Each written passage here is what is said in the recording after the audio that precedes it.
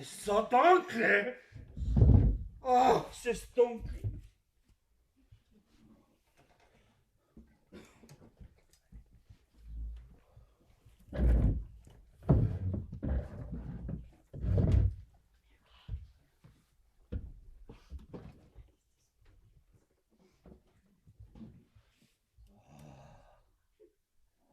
Jetzt wird's hell. Oh. Diese kalten, rauen Nacht.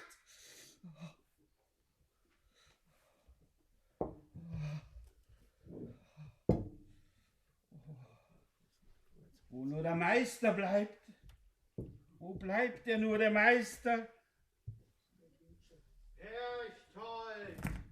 Oh, Meister, komm! Hier bringe ich eure Kreuzer. Oh! Oh! Aber es ist noch nicht so weit! Es ist noch nicht so weit! So weit ist es noch lange nicht. Kommt her! Kommt her, Meister!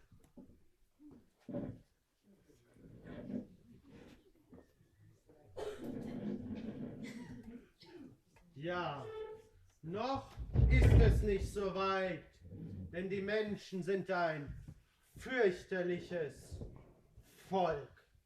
Ein fürchterliches Volk, die Menschen! Seid nicht so streng mit ihnen! Nehmt Platz, Meister!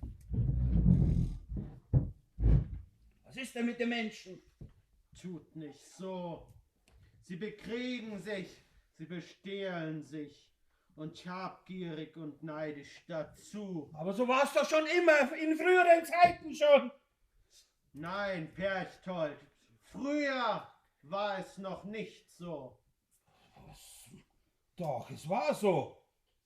Oder? Mir scheint, die Welt ist in Schieflage geraten. Oh nein. Aber das war doch schon immer schon, dass wir in Schieflage sind. Sag mal, warum verteidigst du die Menschen? Eure Widerworte wühlen mich ganz auf. Nehmt ihr mich überhaupt ernst? Doch natürlich nehme ich auf Ernst, Meister. Aber die Erde ist vor über 4 Milliarden Jahren entstanden und da ist eben nicht alles glatt gelaufen. Dass die Erdachse gekippt ist, war wohl nicht beabsichtigt. Aber das Ergebnis ist doch nicht so schlimm. So versteht ihr also meine so gemeinte Schieflage? Ja, aber ist es nicht so? Nein, ganz und gar nicht. Mit Schieflage meine ich die Bosheit und die Hässlichkeit der Menschen untereinander und zu den Tieren, der Natur. Am Respekt und der Achtung, davon mangelt es ihnen gewaltig. Gott. Aber Mich ärgert das Betragen der Menschen. Sie sind schlecht zueinander. Aber versteht ihr denn nicht?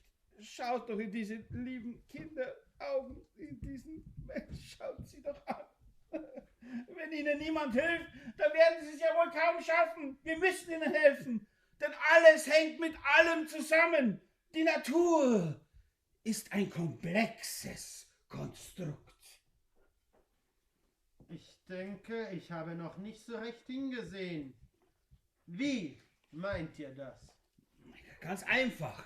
Durch die Schieflage der Erde, oder besser gesagt, durch die gekippte Erdachse, gibt es die Jahreszeiten. Und um hier ein wenig Ordnung zu schaffen, haben die armen Menschen dazu die Zeitrechnung und den Kalender erfunden. Und wenn die Erde die Sonne einmal umkreist, umkreist der Mond die Erde 12-mal. Das ist ja schon hinreichend bekannt, oder? Haha. Und die Menschen haben den Anfang eines Mondes immer mit dem Neulicht begonnen. Und das wurde von den Ältesten angegeben und konnte somit nicht von Willkür beeinflusst werden. Das Neulicht beginnt in der Nacht nach der absoluten Dunkelheit des Neumondes. Hört, hört! Ja, und vom Neulicht zu Neulicht braucht es 6 mal 29 Tage und 6 mal 30 Tage. Und nach 12 Umkreisungen ist ein Sonnenjahr geschafft. Welche Erkenntnis! Ja, jetzt hat aber ein Mondjahr mit 12 Monden nur 354 Tagen. Das Sonnenjahr aber hat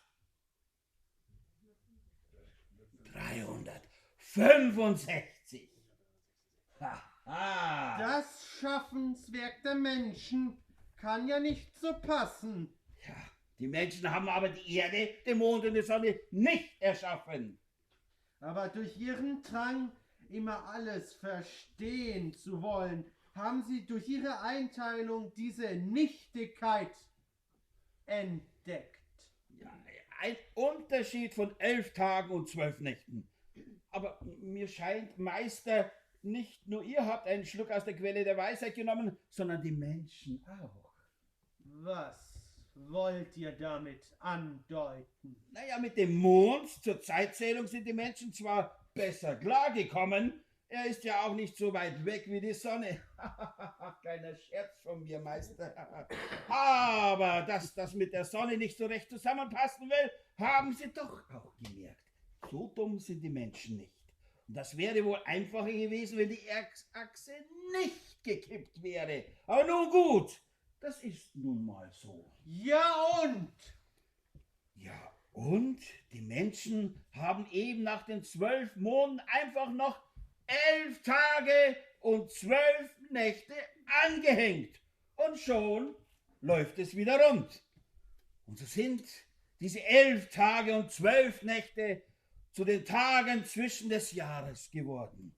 Eine Zeit, in der sich die Welt neu ordnet. Eine Zeit, in der Unmögliches möglich ist. In einer Zeit des Friedens und der Ruhe.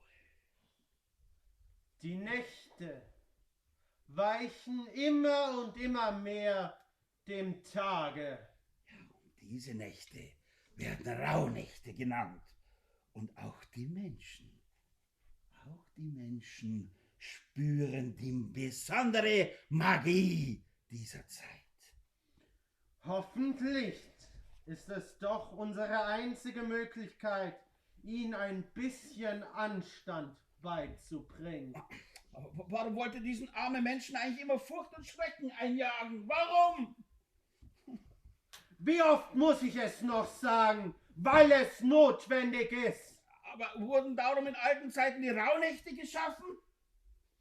Ich denke schon, dass dahinter eine höhere Absicht steckt. So soll es sein. In diesen Nächten nämlich können Tiere die menschliche Sprache sprechen und in die Zukunft sehen. Geister ziehen umher und Unerklärliches geschieht. Die Erde ordnet sich neu. Vergangenes soll Vergangenes bleiben. Es wird Platz und Raum für Neues geschaffen. So erhalten die lieben Menschen doch eine gute Gelegenheit zur Einkehr, Besinnung und Ruhe. Die Möglichkeit, Streit und Zwietracht beizulegen und sich von ihrem Alltag zu erholen. Ganz im Einklang mit der Natur. Ja, das sind die Rauhnächte.